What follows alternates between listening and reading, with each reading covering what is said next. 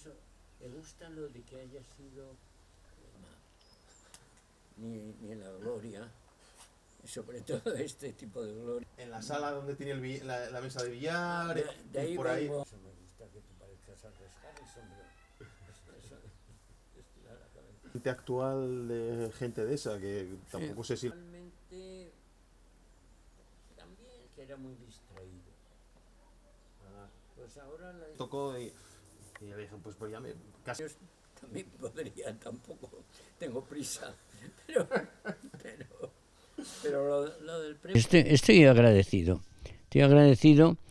pero podían o haber esperado, no se han querido arriesgar por si acaso, o no sé, o habérmelo dado por alguna película todavía que podría llegar a hacer.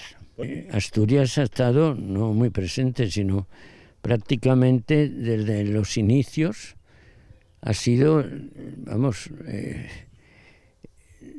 el contexto, sobre todo es la naturaleza asturiana, ¿no?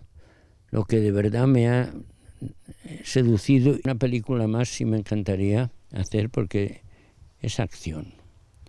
Y en cambio escribir se hace sentado. Estamos hablando del cine y la diferencia con la literatura es que todo lo que escriba me lo publican. Pero en cambio la película cuesta un dinero.